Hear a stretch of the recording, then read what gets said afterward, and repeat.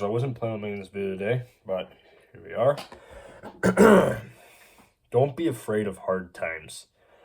Now, something that have come to my attention recently is, I've already made a video on this topic before, but it's just kind of like resurfaced in my mind. It's what I've been thinking about lately, is that hard times create strong men.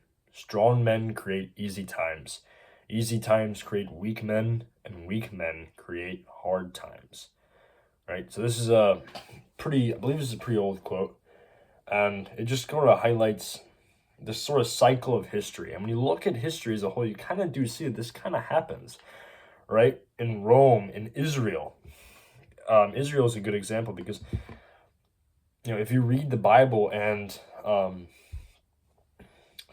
sort of see the pattern of how Israel would rise and fall and rise and fall, a lot of times what would happen is they would go through a hard time, like they'd go through an occupation or they'd be put into slavery. They would turn to God for help, right?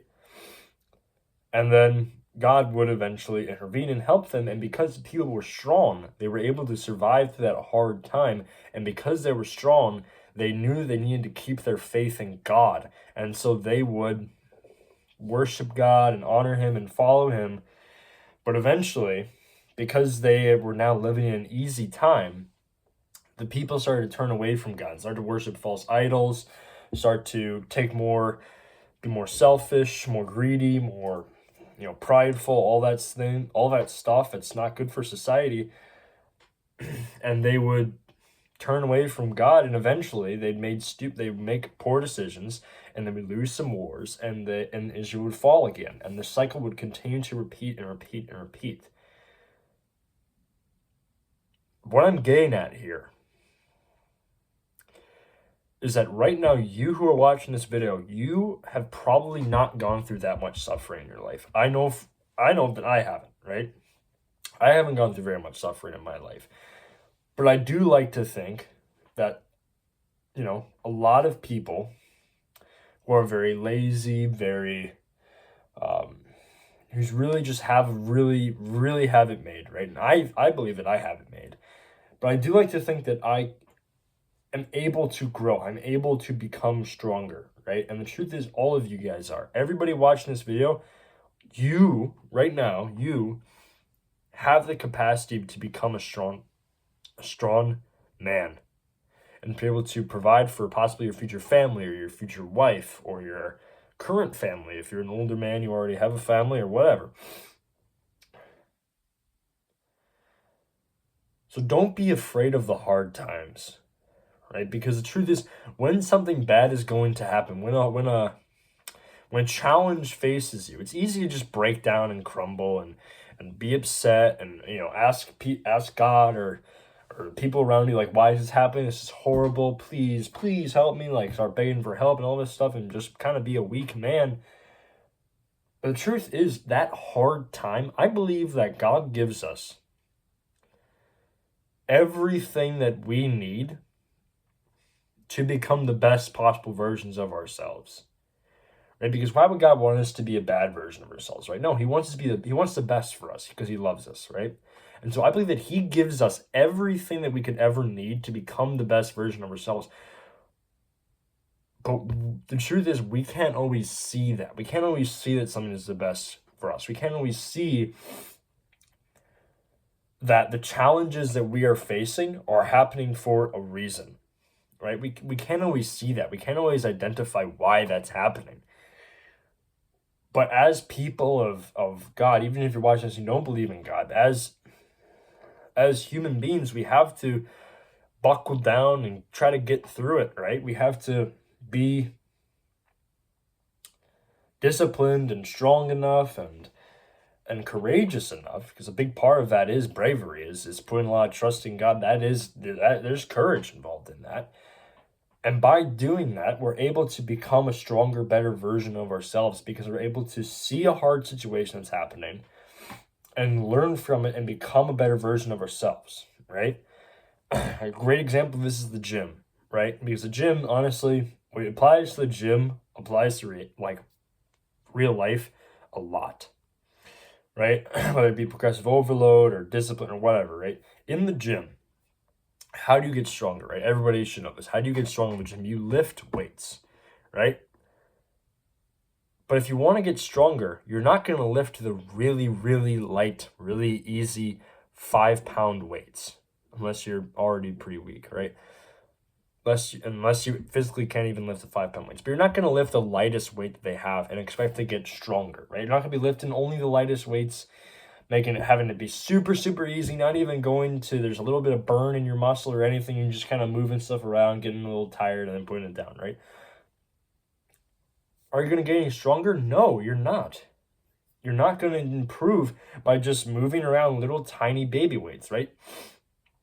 You have to have the discipline and the willpower to train with weights that are actually challenging for you and actually train to the point of, at least mild discomfort, right? You can't just barely do anything and expect to get stronger. That's just below. That doesn't make any sense, right? So it's the same thing in real life, right? To become stronger in real life, to become the better version of yourself, it's going to involve pain. It's going to involve discomfort. If you look at the strongest people in history, right, whether it be World War II veterans or Vietnam veterans or Korean War veterans or basically dozens and dozens of wars, hundreds of wars, really, that have been in history, or heck, even Batman, right? Even Batman is a great example of this because his parents died right in front of him, right? That is horrible. Just horrible, right? And nobody should ever wish that upon somebody else to have their parents die in front of them. That's awful, right? But that is what made Batman Batman, if you think about it, right? If that had never happened to Batman, he would never become Batman. He would just stay being a spoiled rich kid, right? He had to go through that hardship. He had to go through that pain to become the person that he needed to become, right? Because he managed to make a difference. He saved Gotham City dozens of times in the movies, in the shows, in the comic books, right? God, and another point is that God doesn't just care about you. He cares so much about you, right? He loves you so much that he died on the cross, right? But he also cares about other people. So sometimes, right? Sometimes, and it's a good way to think about it, when something horrible happens to you, sometimes it's for the betterment of other people, right? Because think about it, right? Batman being Batman isn't really good for him if you think about it, right? He's always going through dangerous missions. He's getting stabbed and beat up and nearly killed and all sorts of stuff. And he's sleep deprived and all this stuff, right? Probably not a great, healthy life for Batman to be living, right? But because he's out there protecting Gotham City, the other people, right, the civilians, are able to live more safely because he's putting criminals like the Joker away. That, I believe, if Batman were real, would have been God's divine intervention, right? He would have influenced that in such a way to allow Batman to exist, to allow the city to be safer. And so in your life, no matter what happens, everything happens for a reason. I don't care if you're like, oh, blah, blah, blah, anarchy is the only way, the theory of unpredictability, blah, blah, blah. No, understand that even if things don't make sense on paper or right now, they will make sense in the future. They will make sense in eternity. So it's so valuable to understand that everything bad, everything good, everything that happens to you is supposed to happen to you. What matters is how you respond to it. If you have a horrible situation in your life and you just shut down, you're not going to grow. If you have a horrible situation and you buckle down, you take the challenge, you learn from your mistakes, you get back up, that's how you become the better man.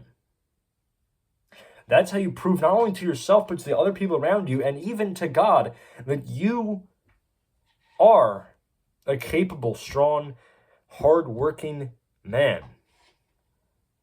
And that's what matters, right? What does it, no, it's never you're never gonna improve if you just sit around, right? Something that I've learned recently, my dad was showing me. We have where we live. There's these bluffs where a river had eroded this valley, and there's these really sheer cliffs, and on the edge of those cliffs, there's always these cedar trees. And my dad was telling me like, oh yeah, if you go up there and you try to pound it, you'll never be able to pound a nail into those cedar trees. Or you'll never be able to come down with an axe. Those are some of the strongest trees out there and some of the oldest trees. Even though they're only like that tall, right? They're pretty small. They're only like a 5 foot tall tree, but they're some of the oldest trees around because they're growing on rock. They're growing on the side of a cliff. They're growing in very difficult conditions. It's very windy on the side of the bluffs. There's no real soil there. It's just sand and rock. Yet these trees grow there. And those are the strongest trees. The tree that has the strongest wood is a tree that grows in the hardest conditions. The softest wood, the softest trees usually grow in things like swamps, right? Very, good locations for trees to grow because there's plenty of water, there's plenty of nutrient-rich soil, and usually those trees have very soft wood because they can just grow very quickly. But you and I, right, all people in the world, we need to understand that when we grow in hard conditions, we become stronger because we can't become the strongest version of ourselves if we're growing in easy conditions. I know I'm kind of repeating myself a little bit, but that's kind of how my mind works. That's all I got for today. May God bless you and stay wild.